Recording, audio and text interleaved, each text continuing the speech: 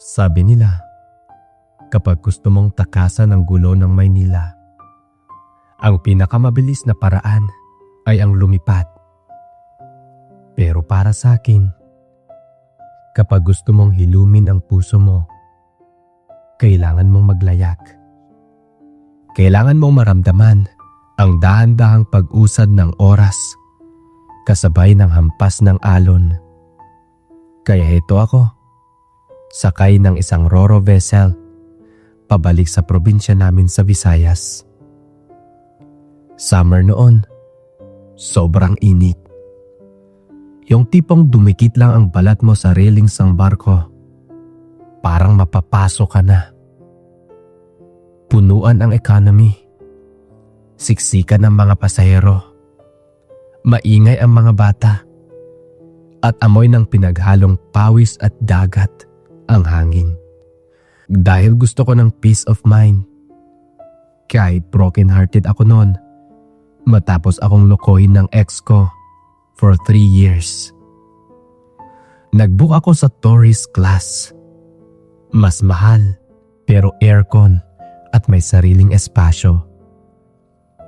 5:00 ng hapon nang umalis ang barko sa Batangas Port. Umakyat ako sa top deck para panoorin ang sunset. Sabi kasi sa mga pelikula, romantic daw yon. Pero nung nandun na ako, wala akong naramdamang romance. Lungkot lang ang naramdaman ko. Sir, bawal pong humilig masyado dyan. Baka mahulog po kayo. Paglingon ko, para kong tinamaan ng liwanag. Sino ba yun? Nakita ko siya. Isang lalaking nakatayo sa harap ko. Naka-uniforme siya ng puti. Isang apprentice o cadet ng barko. Matangkat. Siguro nasa mga 5'9". Morenong-moreno ang balat, na halatang babad sa araw. Pero ang linis niya tingnan.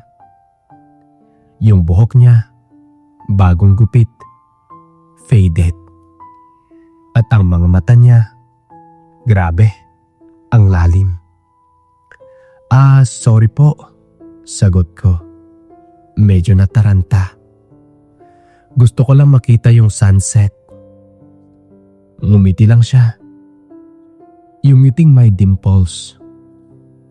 Maganda nga sir, pero mas maganda kung safe kayo. By the way, ako nga pala si Kiko, deck cadet dito. Inabot niya ang kamay niya. Ang gaspang. Magaspang ang kanyang mga palad. Pero ang init ng dampi. Renz, pakilala ko. Solo flight, Sir Renz? Tanong niya habang sumasandal din siya sa railings. Pero sa safe side. Oo uwi lang para mag-rest. Ikaw, ilang taon ka na dito? Nagkwentuhan kami. Nalaman kong graduating student siya.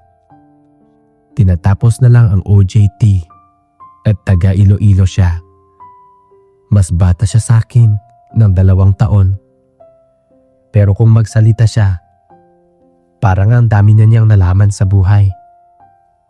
Siguro ganun lang talaga kapag dagat ang kalaro mo araw-araw. Habang dumilim, lalong lumakas ang hangin. Napansin kong nilalamig ako. Dala ng sandulaw. Pasok na ako sa loob. Maraming salamat sa kwentuhan. Paalam ko. Sige Sir Renz, duty pa ako hanggang 10 PM. Kung gising pa kayo mamaya, tambay ako sa may kantin sa taas. Pag-out ko. Hindi ko alam kung assuming lang ako pero parang may implication yung sinabi niya. Parang may imbitasyon. Pagbalik ko sa bangko, hindi ako mapakali. Naligo ako Nagpalit ng mas maayos na t-shirt at nagwisik ng pabango. Bakit ako nagpabango? Nasa barko ako, pero hindi ko mapigilan. Yung imahe ni Kiko, moreno niyang balat, yung fit na uniforme na bumabakit sa dibdib niya. Ayaw maalis sa isip ko. Pagsapit ng 10:30 p.m., umakyat ako sa kantin. Kaunti lang ang mga tao ron. Karamihan ay tulog na. Nakita ko siya sa isang sulok. Nakapangbihis na. Nakaitim ng sando lang siya at jersey shorts. Mas lalo siyang naging appealing sa paningin ko dahil kitang-kita ko ang maskulado niyang braso at ang tattoo ng angkla sa may bicep niya. "Sir Renz, bumalik ka?" Kaway niya. May dalawa siyang hawak na cup noodles at 2 beer in can. "Kain tayo?" Umupo ako sa tapat niya. "Bawal ba uniform ng crew?" Bulong ko. "Bawal, kaya sekretong malupit lang." Kindat niya. "Tsaka off-duty naman ako ngayon." Habang kumakain at umiinom kami, naging mas personal ang usapan namin. Tinanong niya kung bakit ako malungkot kanina sa sunset. Dahil siguro sa tama ng alak at sway ng barko. Naikwento ko lahat. Yung panloloko ng ex ko. Yung sakit. Yung pagod. Tahimik lang siyang nakinig. Tinitingnan niya ako sa mata. "Alam mo, Sir Renz, ang dagat, malawak yan. Maraming isda. Pero marami ring pating. Ang ex mo, pating yun. Pero huwag kang mag-alala. Hindi lahat ng manlalayag, sasaktan ka. Yung iba, handang maging angkla para hindi ka maanod." Parang ang lakas ng dating sa pandinig ko. Yung mga salitang yon. Sobrang cheesy pakinggan. Pero yung moment na yon, kinilig ako hanggang sa aking mga buto. Ang lalim nun ah. Tawa ko para itago ang pamumula ng mukha ko. "Seryoso ako," sabi niya, sabay hawak sa kamay ko na nasa mesa. Walang tao sa paligid noon. Madilim sa pwesto namin. Ang tanging ilaw ay ang galing sa buwan at sa malayong ilaw ng barko. Hinaplos niya ang palad ko gamit ang hinlalaki niya. Ang kalyo ng kamay niya. Parang kuryenteng gumapang sa buong katawan ko. "Gusto mo bang lumipat tayo ng mas tahimik?" Tanong niya. Ang boses niya, mababa at paos. Hindi ako nagpakipot. Naka-tourist cabin ako. Walang kasama sa room. Tumayo kami. Sabay kaming naglakad pababa. Tahimik lang. Parang magkasabwat sa isang krimen. Pagpasok namin sa cabin ko, nilak ko agad ang pinto. Maliit lang ang kwarto. May double deck na kama. Isang maliit na mesa at malamig na aircon. Pagpasok ni Kiko, parang uminit ang paligid. Wala nang nagsalita. Hinarap niya ako at hinalikan. Lasang beer at cup noodles. Pero yun na yata ang pinakamasarap na halik na natikman ko.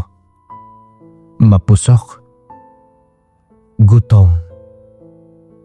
Hinawakan niya ako sa tenga.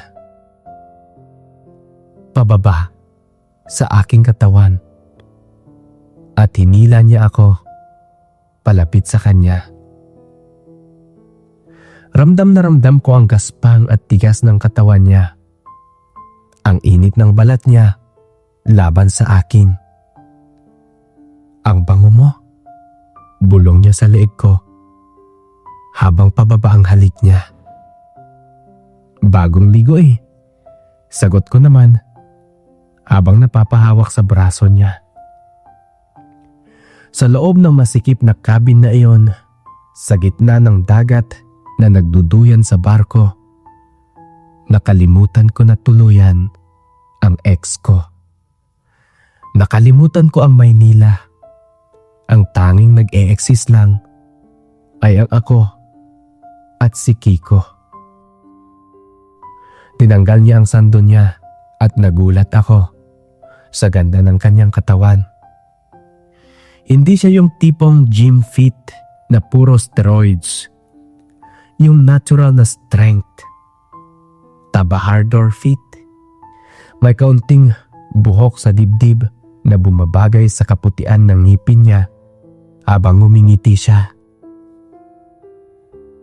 Doon sa kama, naranasan ko ang galaw ng dagat. Ibang klase magmahal ang marino. Maingat pero mariin. Bawat hawak niya, parang ayaw niya akong bitawan.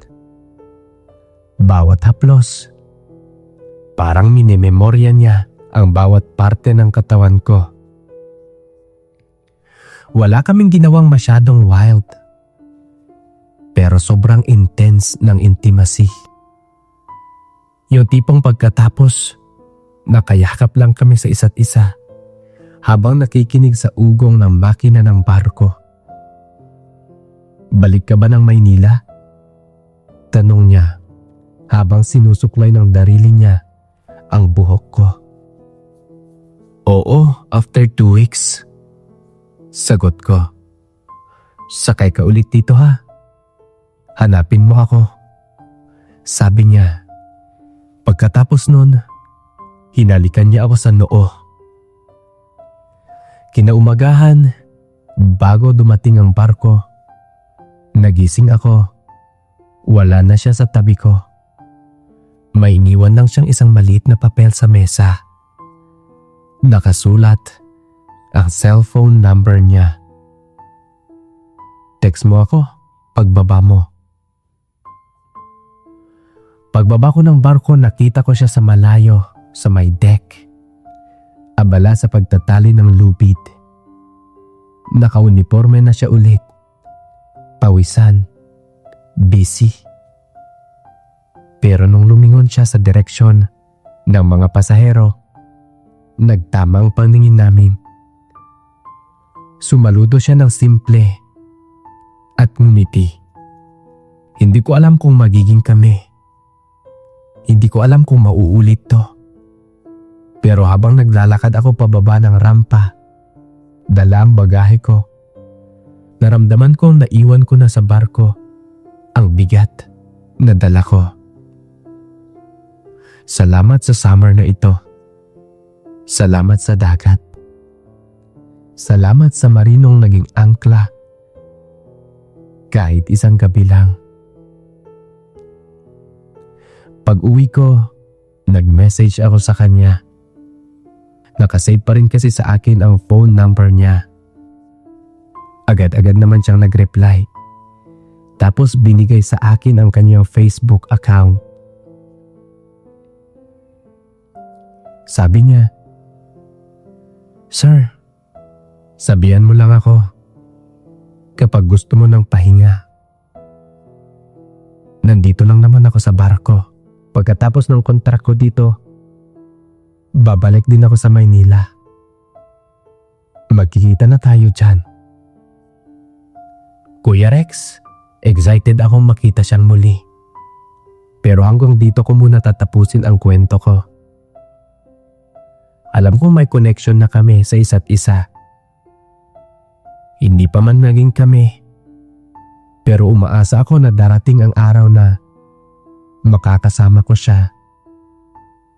Sobrang namimiss ko na kasi yung taong yon. text at tawag lang ang kaya naming gawin ngayon. Pero may plano na kami sa susunod na summer ulit. Maraming salamat sa pagbasa sa aking sulat at karanasan sa buhay. Hanggang dito na lamang, Kuya Rex. Lubos na gumagalang at nagmamahal. Renz. Sa ating mga solid listeners, namimigay kami ng simpleng pamasko, handog namin ngayong Pasko. Paki-comment lang kung taga saan ka para ma-reply namin ang Facebook page para makontak ka namin. Maraming salamat. Ako si Kuya Rex at ito ang Pinoy Secret Diaries.